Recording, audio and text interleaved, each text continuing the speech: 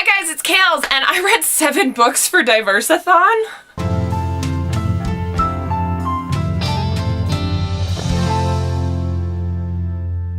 Diverseathon was last week, and I read 7 books for Diverseathon. What? I don't even know how I did it. Actually, audiobooks. Audiobooks is how I did it. But still, what? I don't actually comprehend how I managed to do that. And they were all really good.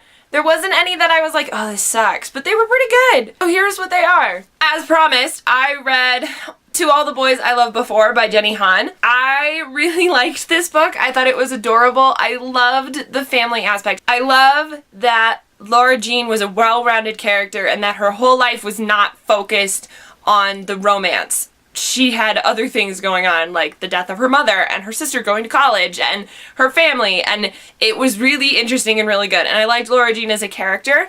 I would say that it challenged me in that when I had the characters in my head, I had to think of them more diversely. Admittedly, it's not something that I naturally do, and so it opened my mind a little bit more. I gave it a 4 out of 5 stars. Of course, after having read To All the Boys I Loved Before, I had to pick up P.S. I Still Love You by Jenny Han, which this book challenged me in the same way, but it was easier transition because I'd already had these characters in my head. And I have to say, I liked this one less. Part of me feels like she could have just tacked on some other pages to the other one, but at the same time, I loved these characters so much that I can't wait to read about them again. I gave it a 4 out of 5 stars, but really in my head it's like a 3.5 out of 5 stars because it's just a little bit less than To All the Boys I Loved Before. And although I'm not gonna lie, I am not a fan of who she picks and the love. I have my own issues with her relationships, but that's okay. One thing I did like about this story was the feminist aspects of it, because there's a scandal that happens to Laura Jean and nobody criticizes Peter, who the scandal is also involved with, but they criticized Laura Jean, and I find that very fascinating and awesome that Jenny Han introduces that and addresses that. So the next book that I read for Diverseathon was one that I just picked up randomly from the library. I read the back and I was like, this would be perfect! And it was called Lily and Duncan, and this was a great book about a transgender girl and a boy with bipolar disorder, and it was so interesting. It's about their friendship and about them coming to terms with who they are as people and coming to terms with their past and their family and bullying. I gave it a 5 out of 5 stars because I just loved it. I loved it. I was so pleased with it and so happy. And it was also really cool because the author and I had this really cool conversation on Twitter after I posted about it. Her publisher picked up my tweet and shared it with her, and now we follow each other, and I hope to have more conversations with her and read some of her other books because like one is about a trivia queen and that just sounds right up my alley. I really liked Lily and Duncan and I would recommend it to anybody because it's just so endearing and wonderful. Lily and Duncan challenged me to read about 2 kids whose perspectives and voices are very different than my own, and I learned more about the transgender community as well as learning more about bipolar disorder, which was not something that I was familiar with, and I learned a whole heck of a lot. It was such a great surprise pickup read. And I listened to it on the audiobook, which was even better. After that, I picked up a book that my brother had been trying to get me to read for like over a year, and that is Persepholis, which is a graphic novel about a young girl growing up in the Islamic Republic. It was so good, guys. I really, really enjoyed this a lot. The only reason I gave it a 4 out of 5 stars was because I didn't understand all of the political jargon that was in here all the time, and because I've been reading Lolita and Tehran, a lot of those connections and events are the same, so it was easy for me to build those connections and figure out what was going on. I love this character so much. She's great, and the art is simplistic and beautiful, and it's a really creative way to tell this story. And I'm so glad this book exists. Persepholis challenged me because I needed to learn more about Muslim culture, as well as the Islamic Republic, as well as the struggle one feels when being divided between cultures and divided between self and trying to find identity, as this lead character does, trying to decipher her culture versus Western culture and the influences of that. It was very fascinating to me. So yes, John Michael, I finally read it, and shout out to my coworker Emily, who also recommended it to me because it's good. Then I picked up this hunk of a book called All the Light We Cannot See, which is a World War II historical fiction about two characters. One is a young boy who is a German and he gets recruited by the Nazi youth, and then the other one is this young blind French girl who lives with her father, and he has this special jewel because he worked at this museum and the Nazis are after this jewel. Yeah, I gave this book a 4 out of 5 stars because I really did enjoy it, and I enjoyed the two perspectives, but boy was it slow. Oh my gosh, it was slow. And because I was listening to it on audiobook, it was hard for me to follow it because there's such short chapters, and because it also goes in between two different time periods, I was like, wait, what time period are we in again? Are we in 1944? Are we in 1930? What are we in? And so that was really hard for me.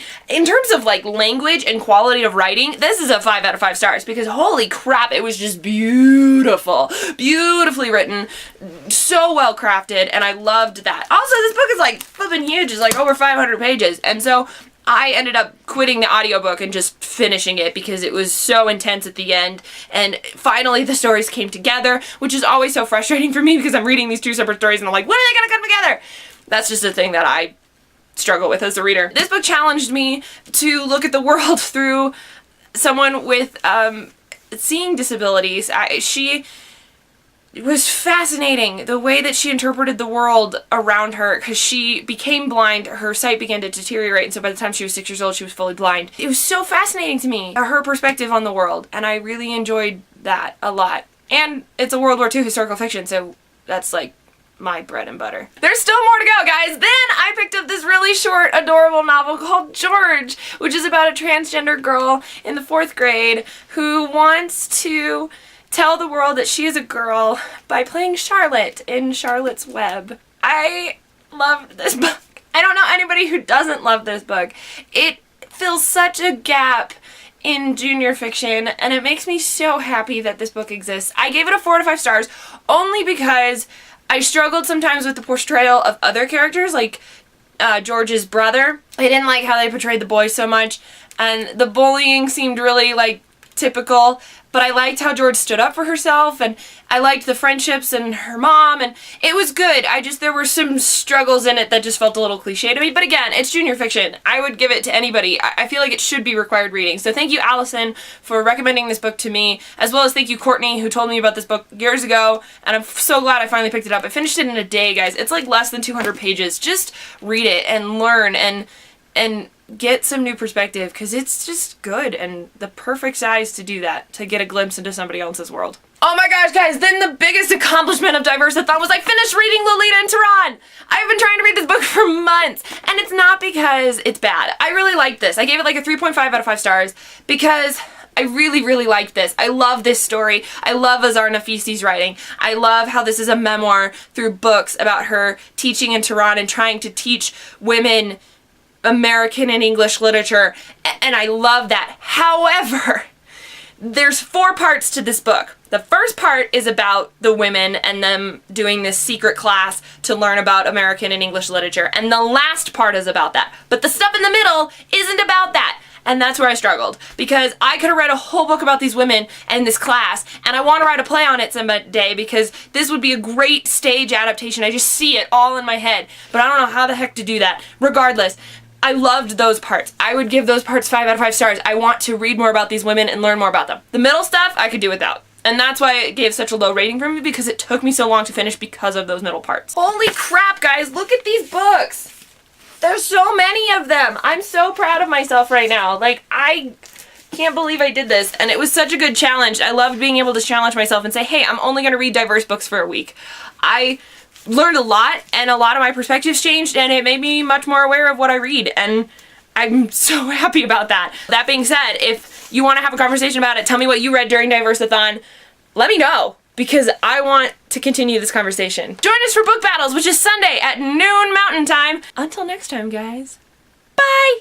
I loved... My phone is buzzing. What was the middle book I read? I don't actually remember. I read so many. What is it? What is it? Goodreads, tell me! Tell me the answers!